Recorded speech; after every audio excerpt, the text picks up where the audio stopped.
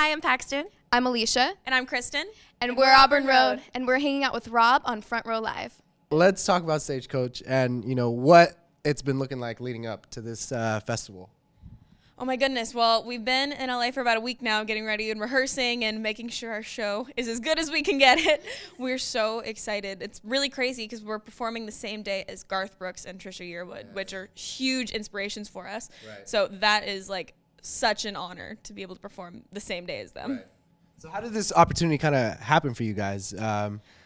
This is a new group, so it's like to be able to have that kind of performance, that kind of stage, that kind of audience is huge. Honestly, God. Yes. Yeah. Give God all I love that. I love that. Because it was just incredible. It was crazy because they had a meeting about it on early December, and it was like mid-January, and we were like, oh, we didn't get it, guys. Like, we never brought it up because it was too sad. We were like, it's okay.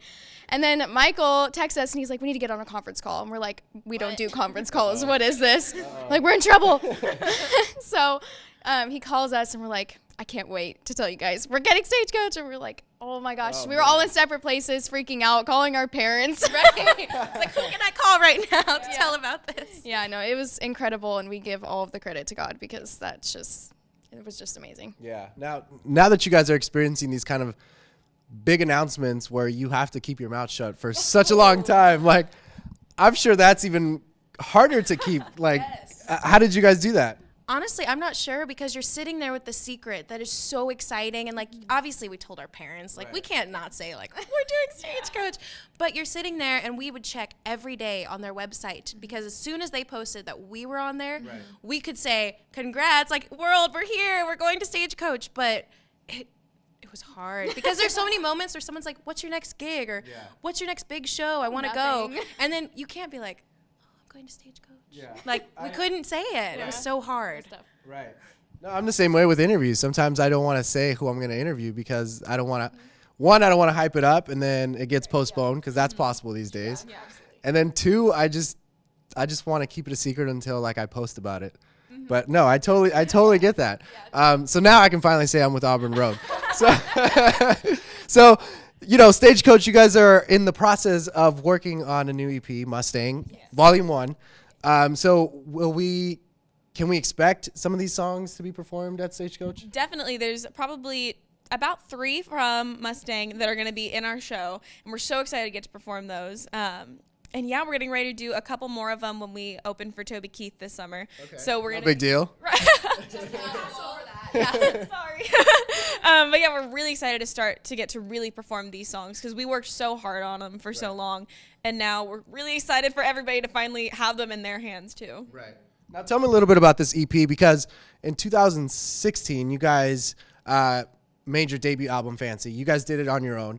You guys were still in high school. Like, there's so much going on, but you guys still self-released a full record, not a single, not an EP, a full record. So how different is Mustang going into it production-wise compared to Fancy when you guys went in for the first time?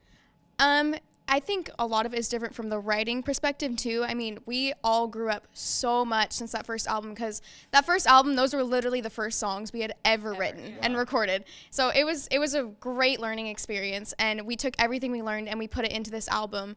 And you can just see us growing up with it and hear us growing up because it really is the maturing of our last album. Right. And we're so excited. it's a big step up, and we're excited about it. Where do you guys feel you matured the most on that record?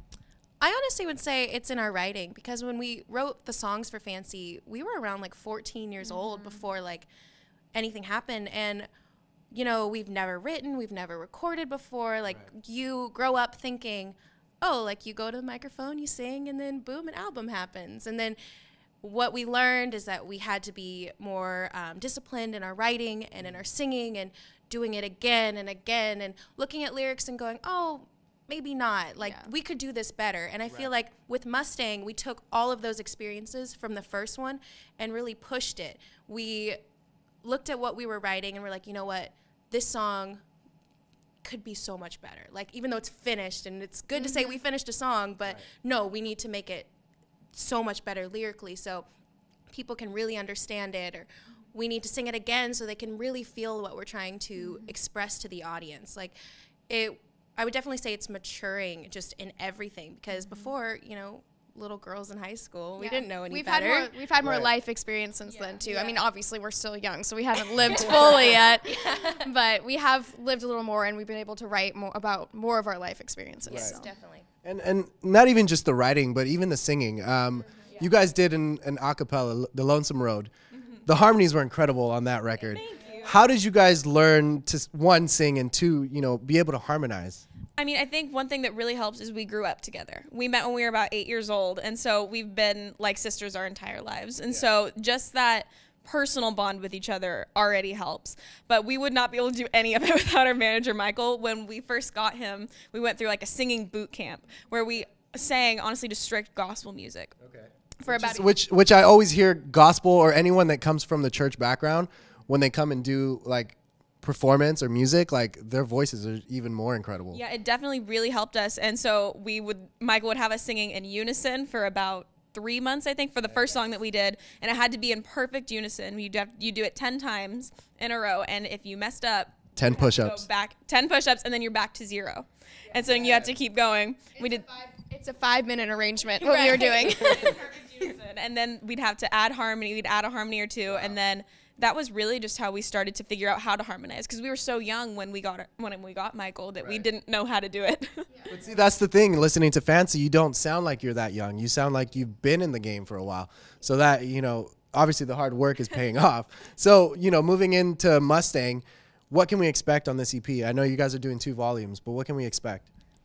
You guys can expect some different songs that are telling different stories. You know, like in country music, they expect women to write from 2 perspectives, like, oh, someone broke my heart and now I'm sad, or I love this boy. And we decided to write from different places where, you know, when you break up with someone, you're not always sad. Sometimes it's better. Sometimes you're angry, like you're frustrated, or sometimes you can't get over it. And you're just sitting there, like we have a song called Last Cry, which is personally one of my favorite ones we've written. It's on volume 2. But it's about this girl who every night she looks at pictures and decides, like, this is the last time I'm gonna cry over him. But she keeps repeating it and does it again and again because she still loves him so much. So you can expect some different writing than the last album. It's definitely matured, I would say. Now, when you write a song like that, how do you learn to get vulnerable in the studio? It's hard. It's definitely hard, and it's taken quite a bit of practice. And I think we have to also, it's nice writing together because we can kind of pull it out of each other. Also, when we're recording, we do the same thing. We're like, think about this. Right. Like cheering each other on. But a very safe zone. Yeah. Like, we know each other so well. There's nothing we don't tell each other anyway. We're sisters, so like we're up late at night talking anyway. And so when it comes to the vulnerability of these songs, it's not something that we haven't talked about before. And then when it comes to recording, sometimes you have to actually make the environment that you're in work. Like, we have a love song on volume 1 called Ever After, and we had candles everywhere, lights were out, like certain like scented I candles. hope you guys shot the music video there too. And we would do it late at night, so it's like the windows are completely dark, like, and you just have to get in the zone for that song because it would help whatever the vocal was. What about when you guys jump into the studio with a producer and you have to get vulnerable? How do you get comfortable like that? I think we haven't had the chance to do that yet, but I think every experience and every time we've recorded is just leading us up to that moment, because we've had to go through so many struggles. You know, before Fancy, we never recorded anything. Right. So we've had to go through the moments where we couldn't get a part right, or we couldn't reach that vulnerable place. And I feel like with Mustang especially, we're recording faster and being able to get to whatever, if we're happy in the song or we're angry, we're able to get to that feeling because we understand it more. And with Michael being our producer on Fancy and then Mustang Volume 1 and 2, we've known him since we were 13 years old. So we're really comfortable around him, and he knows how to talk to each of us differently to get whatever he needs out of us for a vocal or whatever we're about to do. Like, we trust him completely, so there's not like you just met somebody, or which can be nerve-wracking. Like, since we're such a family that it just works. Like, we can just be who we are, and everything's fine. Now with this EP, like, do you guys have a single set in stone already for the EP? Is that something you guys are still trying to figure out? we're still figuring that out. It's tough. What makes it a single for you guys? It's really hard because we have certain songs that we're like, this would be an amazing single just for the message in it. And then we have ones that are like, oh, but this would be really fun because this will make you get up and want to dance. Like, there's so many different options that we have been going back and forth for months about it. And now that we're like getting closer to the release, we're like, oh, we really have to pick one of those pretty soon. Yeah, maybe when you hit the stage at Stagecoach, you're gonna be like, this is our next single. Whoa. It just comes out.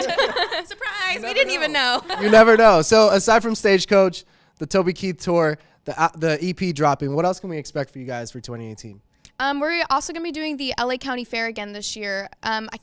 We will post what stage we're on. I can't think of the name right now, but we're going to be doing 4 days and I believe 4 shows a day. I think so, yeah. How challenging was that last year? That was probably one of the hardest shows we've ever done because we've never done a line of shows like that. Right. And I remember leading up to it, we were so nervous. We're like, how are we going to do 4 shows a day for 5 days? Like, what are we going to do? Are we going to lose our voices? But each day we learned and we're like, oh, this works for certain crowds. Like, we know we can say this and it really gets the crowd going. Or we learned to take care of our voices so we didn't push too much. And we honestly, we were fine. It was... Humidifiers are fantastic. So that's definitely on the rider. Yeah. All right. Well, thanks for hanging out with me, ladies. For those that haven't heard of you guys before, what makes Auburn Road so different from any new country artist today? I think, first of all, our bond and the fact that we picked each other. We really are like sisters, and I think that really does come through sometimes. But I think also all of our different influences. The fact that we all grew up listening to different music and we all listen to different music now, that really shows through in our music, and I think that's what makes it so unique.